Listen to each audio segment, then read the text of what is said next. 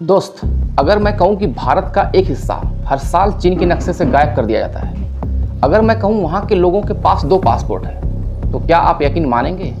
ये कोई फिल्मी कहानी नहीं है, ये सच है। और आज आप जानेंगे उस राज को।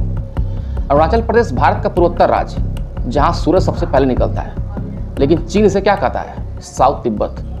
हर साल चीन अपने नक्शे में इसे अपने हिस्से को दिखाता है, लेकिन क्यों?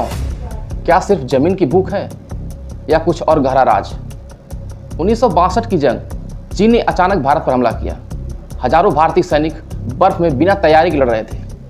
पर क्या आपको पता है, चीन ने कुछ इलाके में लद्दाख, अक्साई चीन और अरुणाचल प्रदेश में कुछ हिस्सा कब्जा कर लिया और फिर बिना वजह खुद पीछे हट गया। दोस्त, कोई ऐसे पीछे नहीं हटता जब तक उसे असली चीन न मिल जाए। 1914 ब्रिटिश इंडिया तिब्बत ने मिलकर एक रेखा खींची, मैकमोहन लाइन। पर चीन कहता है हम इसे कभी माना ही नहीं। तो क्या ये रेखा सिर्फ कागज पर है या इसके पीछे एक छुपा एजेंडा? अरुणाचल के तवांग में एक साधारण गांव वाला कहता है कि हम भारत में रहते हैं, लेकिन हर साल चीन वाले आते हैं और पूछते हैं तुम हमारे हो या उनके। ये सिर्फ जमीन का मामला नहीं है, ये पहचान, संस्कृति और आत्मा का सवाल है। 2023 में चीन ने 11 जगहों का नाम बदला, 2024 में अपना नक्शा फिर बदला और 2025 में अब वो भारत की सड़क परियोजना पर भी सवाल जता रहा है। सवाल ये, क्या अरुणाचल के नीचे कुछ छिपा है या फिर तिब्बत की परछाई? यूएन और यूएस एक दूसरे देश भारत के साथ खड़े हैं, लेकिन क्या सिर्फ बयान देना काफी है? जबकि जमीनी हकीकत ये है कि सैनिक आमने सामने खड़े हैं। हर पल एक छोटी सी चिंगारी युद्ध का रूप ले सकती है। वो दावा करता है तिब्बत का हिस्सा कभी उसका था, इसलिए अरुणाचल प्रदेश उसका है। जब चीन ने सोचा भारत डर जाएगा, तो उसने अरुणाचल को अपना बताया। तो भारत ने सिर्फ बात नहीं की, एक एक कदम ऐसा जवाब दिया कि बीजिंग तक जमीन हिल गया। ये कहानी है उस भारत की जो अब चुप नहीं बैठता। ये कहानी है उस भारत की जो हर बार वार अब दुगना देगा। चीन ने फिर से वही किया जो वो सालों से करता आया है। नक्शा जारी किया, अरुणाचल को अपना बताया, घुसपैठ की कोशिश की। लेकिन इस बार सामने 1962 वाला भारत नहीं था।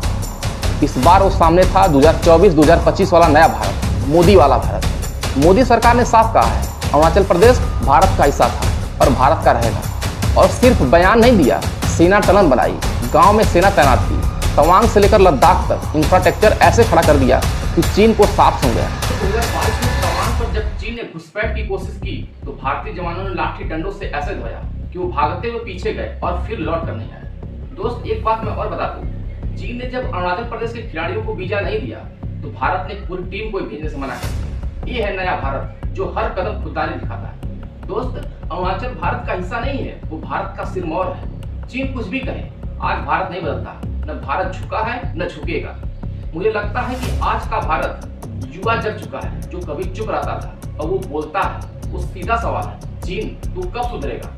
आज का युवा कहता है कि शांति चाहते हैं, लेकिन आत्मसम्मान से समझौता नहीं करेंगे। भारत का युवा क्या चाहता है? बॉर्डर पर स्पष्ट नीति, चीन की हर साजिश का जवाब, पूरी दुनिया में भारत की मजबूती। हम लड़ाई नहीं चाहते, लेकिन डर भी नहीं देना चाहते।